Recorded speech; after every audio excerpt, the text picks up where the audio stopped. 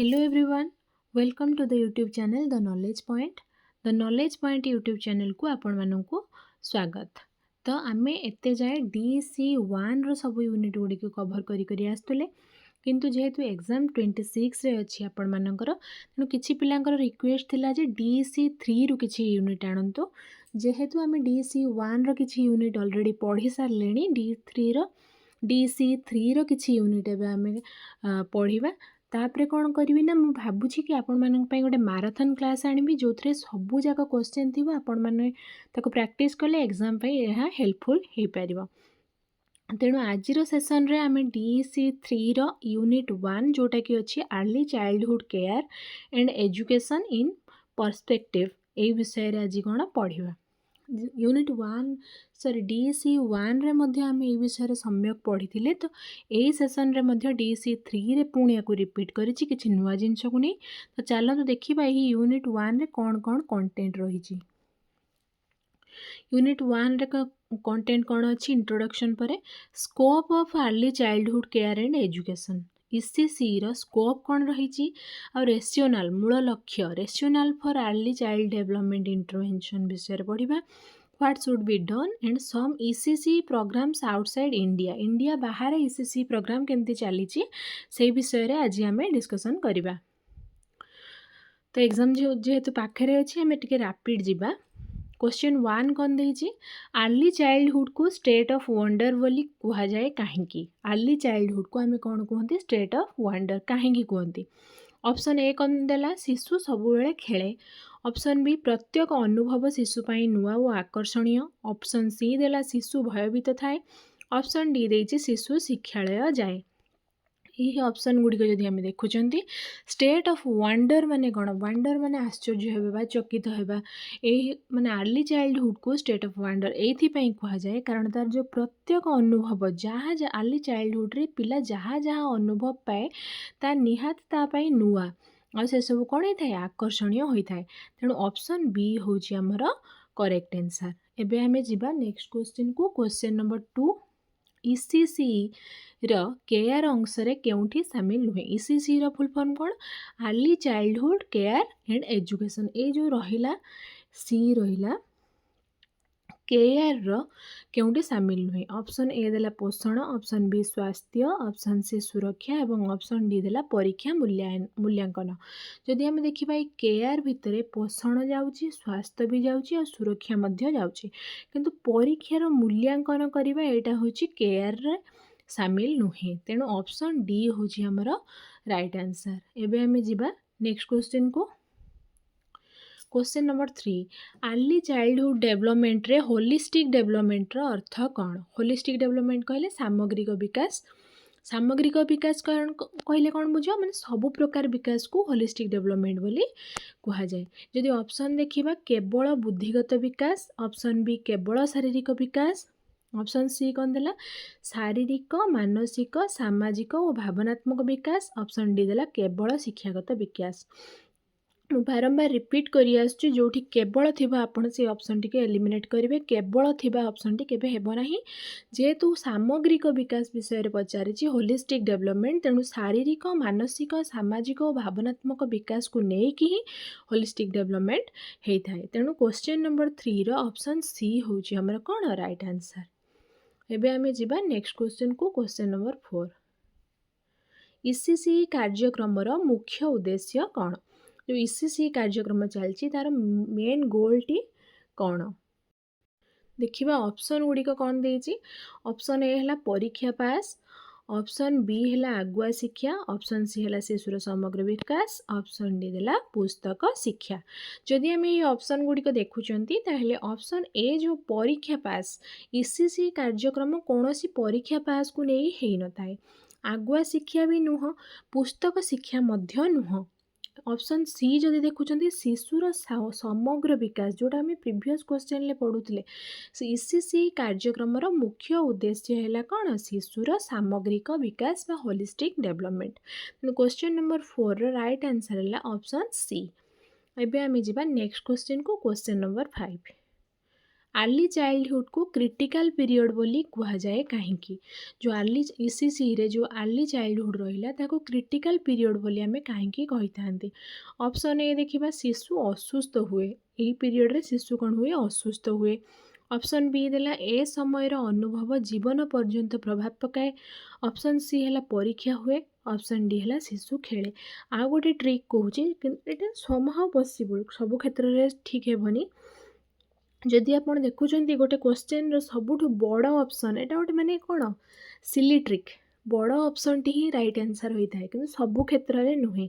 आपण मैंने देखिए को क्षेत्र में एटा करेक्ट हो जाए पारे। ये जो ऑप्शन बी देछि ए समय अनुभव जीवन पर्यंत प्रभाव पकाए। आर्ली चाइल्डहुड रे गोटे बेस जमी आम क्रिएट करवा माने फाउंडेशन टा जमी आम क्रिएट करवा ता ऊपर सेमती माने भल भल कौन घर बन पार। से ही आर्ली चाइल्डहुड पीरियड रे पिला जहाँ भी अनुभव एक्सपीरियंस नेला तार जीवन पर्यंत एगुड़ा कौन प्रभाव पकई थाए। तेणु आर्ली चाइल्डहुड को आम क्रिटिकल पीरियड बोली कही थांती। तेणु क्वेश्चन नंबर 5 रे राइट आंसर है ऑप्शन बी। देखिबा नेक्स्ट क्वेश्चन नंबर 6 ईसीसी रे एजुकेशन रो सठिक अर्थ कौन। जदि ईसीसी रो फुल फॉर्म आम देखुछंती early childhood care and education. Education कहले आमे कौन बुझू तार अर्थ कौन। ऑप्शन ए देला पुस्तकीय शिक्षा। ऑप्शन बी देला रोटन माने कौन घोषिबा। ऑप्शन सी देला खेल और कार्य माध्यम शिक्षा। ऑप्शन डी देला परीक्षामुखी। केबे परीक्षामुखी करवानी पिला माननकु कि घोषा पद्धति द्वारा तांकु अभ्यस्त करेबे नहीं कि पुस्तकर शिक्षा नुहे। जदि एजुकेशन रो सठिक अर्थ होची खेल और कार्य माध्यम शिक्षा पिला माने खेली खेली आउ कार्य करी करी शिखिबे। एटा होची early childhood care and education रो मूल लक्ष्य। तेणु ऑप्शन सी होची हमर राइट आंसर। एबे आमे जिबा नेक्स्ट क्वेश्चन को। क्वेश्चन नंबर 7 आर्ली चाइल्डहुड रे इन्वेस्टमेंट शब्दटी सूचाए डैश को। आर्ली चाइल्डहुड रे इन्वेस्टमेंट शब्द कहले कौन बुझाए माने कहा कौन आम इन्वेस्ट करवा। ऑप्शन ए देला टंका खर्च करवा। ऑप्शन बी समय जत्न और संसाधन करवा। ऑप्शन सी है केवल खेलना किणवा। ऑप्शन डी है शिक्षकों दरमा। जदि आर्ली चाइल्डहुड रे आमे किछि इन्वेस्ट करूचंती सेटा केबे टंका खर्च नुहे। गवर्नमेंट तो मागणार पढ़ाऊँगी केवल खेलना किणवा नुहे कि शिक्षकों दरमा मध्य नुहे। इन्वेस्ट कौन करती आमे छोट पिला क्षेत्र में समय दियंती तांकु जत्न करती और संसाधन करती। तेणु ऑप्शन बी होची हमर राइट आंसर। एबे जिबा आमे नेक्स्ट क्वेश्चन बा क्वेश्चन नंबर 8 को। क्वेश्चन 8 रे देछि ईसीसी प्रोग्राम गुडी को प्रिवेंटिव बोली कहा जाए कहीं। ईसीसी प्रोग्राम को प्रिवेंटिव कहीं कहा जाए। ऑप्शन ए कौन रोग सराए एटा रोग सराई दिए से प्रिवेंटिव कहगला। ऑप्शन बी भविष्य समस्या को आगुआ रोके। भविष्य में कौन समस्या देखा ताकू से ताकू आखि आगू नहीं आगुआ ता प्रति काम करा जाए। ऑप्शन सी है शिक्षा बंद करे। ऑप्शन डी है शिशु को अलग करे। जदि ये ऑप्शन गुड़ी आप देखुं ताहले भविष्य समस्या को आगुआ रोके। भविष्य में कौन समस्या आसीबो ताको आगुआ ईसीसी प्रोग्राम रे कार्य करा जाए। तेणु ईसीसी प्रोग्राम गुड़ी को प्रिवेंटिव बोली कहा जाए। तेणु क्वेश्चन नंबर 8 रो राइट आंसर है हमर कौन ऑप्शन बी। एबे देखिबा हमें question number 9 early childhood care रे कंटिन्यूअस अफेक्शन रो अर्थ कौन। आर्ली चाइल्डहुड केयर रे कंटिन्यूअस अफेक्शन कहले आपण माने कौन बुझंती। ऑप्शन ए देला केवल मार स्नेह। ऑप्शन बी नियमित और अविरत स्नेह। ऑप्शन सी है अस्थायी जत्न। ऑप्शन डी है शिक्षकों भय। जदि आम देखुं अस्थायी जत्न हेबनी कि शिक्षकों भय हेबनी, सब नेगेटिव वर्ड अच्छी। केवल मार स्नेह नुहे। जदि आर्ली चाइल्डहुड केयर रे पिलाटी को गोटे अफेक्शन मिलूची ताहा नियमित कंटिन्यूअस होगा दरकार आउ अविरत हेबा दरकार। तेणु ऑप्शन बी होची हमर राइट आंसर। क्वेश्चन नंबर 10 देखिबा आर्ली चाइल्डहुड रे डिप्राइवेशन माने कौन। आर्ली चाइल्डहुड रे डिप्राइवेशन कहले कौन बुझ। ऑप्शन ए कौन देला अधिक सुविधा देवा। ऑप्शन बी देला जत्न पोषण स्नेहर अभाव हेबा। ऑप्शन सी है शिक्षा अधिक। ऑप्शन डी है खेल अधिक। सब सुविधा आउ अधिक थिले ताको डिप्राइवेशन कहीं कह। डिप्राइवेशन माने जत्न पोषण स्नेहर अभाव हेले ताको डिप्राइवेशन बोली कहा जाए। तेणु आर्ली चाइल्डहुड रे डिप्राइवेशन माने होची जत्न पोषण आ तार स्नेहर अभाव जोटा कि पिला मानकु निहाती भाव दरकार। तेणु ऑप्शन बी होची हमर राइट आंसर। क्वेश्चन नंबर 11 देखिबा आर्ली चाइल्डहुड एजुकेशन रो टीचर रो भूमिका कौन। Early childhood care and education रे टीचर रो भूमिका कौन हेबा उचित। ऑप्शन ए कौन केवल पढ़ाइबा। ऑप्शन बी देला शिक्षा को नियंत्रण करिबा। ऑप्शन सी है फैसिलिटेटर और केयर गिवर। ऑप्शन डी है परीक्षक। जदि आम देखा केवल पढ़ाइबा केवल आसला तो भूल हम शिक्षा को जी नियंत्रण करिया माने एटा नेगेटिव आंसर कंट्रोल करा जाए नहीं। शिक्षक कौन केवल परीक्षक हम ना परीक्षा करवा भी ठीक नुह। शिक्षक गोटे सुपरिचालक हेब फैसिलिटेटर हेब। आगरू कहते कौन फ्रेंड फिलोसोफर गाइड एबे ताको फैसिलिटेटर बोली कहउचंती आ केयर गिवर मध्य हेब। तेणु ऑप्शन सी होची हमर कौन राइट आंसर। एबे आमे जिबा नेक्स्ट क्वेश्चन बा क्वेश्चन नंबर 12 को। आर्ली चाइल्डहुड प्रोग्राम रो सफलता निर्भर करे डैश। आर्ली चाइल्डहुड प्रोग्राम गुड़िकर सफलता कहा उपरे निर्भर करि थाए। ऑप्शन ए देला केवल सिलेबस। ऑप्शन बी देला केवल बिल्डिंग। ऑप्शन सी देला केयर प्लस एजुकेशन रो समन्वय। ऑप्शन डी देला परीक्षा उपरे। यही ऑप्शन गुड़िक देखा ऑप्शन एलिमिनेट कथा कही केवल सिलेबस होची राइट सॉरी रॉन्ग आंसर। केवल बिल्डिंग भी wrong answer. Early childhood program रे सफलता परीक्षा उपरे मध्य निर्भर करे नाही। कहा उपर निर्भर करे केयर युक्त एजुकेशन पिला को जत्न सहित शिक्षार समन्वय को कौन कह जाए आर्ली चाइल्डहुड प्रोग्राम रो सफलतार निर्भर बोली कह जाए। तेणु ऑप्शन सी होची हमर राइट आंसर। एबे हमें नेक्स्ट क्वेश्चन को जिबा क्वेश्चन नंबर 13। आर्ली चाइल्डहुड काहेकि फाउंडेशन स्टेज कह जाए। आर्ली चाइल्डहुड को काहेकि फाउंडेशन स्टेज बोली कह जाए। ऑप्शन ए कौन देला एठारे खेल हुए। ऑप्शन बी देला भविष्यत विकासर आधार एठी गढ़े। ऑप्शन सी देला परीक्षा आरंभ। ऑप्शन डी शिक्षा शेष। आर्ली चाइल्डहुड केयर रे खेल हुए एटा सत किंतु सेइथिपई जे आको फाउंडेशन स्टेज कह जिवो ना भूल। परीक्षार आरंभ हुए भूल। शिक्षार शेष हो जाए कि आर्ली चाइल्डहुड रे ना भविष्यत विकासर आधारटा एठी गढ़े। आर्ली चाइल्डहुड रे ही भविष्यत विकासर आधार गढ़े। तेणु आर्ली चाइल्डहुड को आमे कौन कहते फाउंडेशन स्टेज बोली कहते। तेणु क्वेश्चन नंबर 13 राइट आंसर है ऑप्शन बी। क्वेश्चन नंबर 14 कौन देला ये क्वेश्चन टा बारंबार मु ऑलरेडी कहि सारलिनी। ईसीसी रो सठिक अर्थ कौन बा ईसीसी रो फुल फॉर्म कौन। जदि ऑप्शन गुड़िक देखुंत आर्ली चाइल्डहुड क्लासरूम एजुकेशन देछि एटा भूल अच्छी। Early childhood care and education. Option C देला early childhood cognitive education. Option D देला आर्ली चाइल्ड केयर एक्सटेंशन।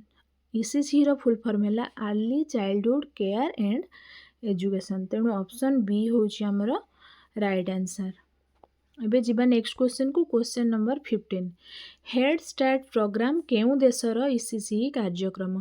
जमती इंडिया रे ईसीसी कार्यक्रम चलची तो इंडिया बाहर अलगा देश रे केउ केउ कार्यक्रम चलची हम से विषय देखिबा। हेड स्टार्ट प्रोग्राम केउ देशर ईसीसी कार्यक्रम। ऑप्शन ए देला UK United Kingdom. Option B है कौन यूनाइटेड स्टेट ऑफ अमेरिका बा यूएसए। ऑप्शन सी देला फ्रांस। ऑप्शन डी देला स्वीडेन। जदि ये ऑप्शन गुड़िक देखुंत ऑप्शन बी जोटा अच्छी अमेरिका रे यूनाइटेड स्टेट ऑफ अमेरिका जोटा अच्छी अमेरिका रे ही हेड स्टार्ट प्रोग्राम होची गोटे ईसीसी कार्यक्रम। तेणु ऑप्शन बी होची हमर राइट आंसर। एबे जिबा नेक्स्ट क्वेश्चन को question number 16।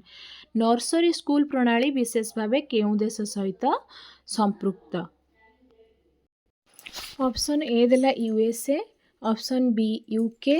Option C Japan. Option D देला रूसिया। जदि ये चार्टा ऑप्शन रे देखुचंती जे नर्सरी स्कूल प्रणाली विशेष भावे केउ देश सहित संपृक्त ताहले यूके होची हमर राइट आंसर। यूके रे ही नर्सरी स्कूल प्रणाली विशेष भाव में माने चल थाए।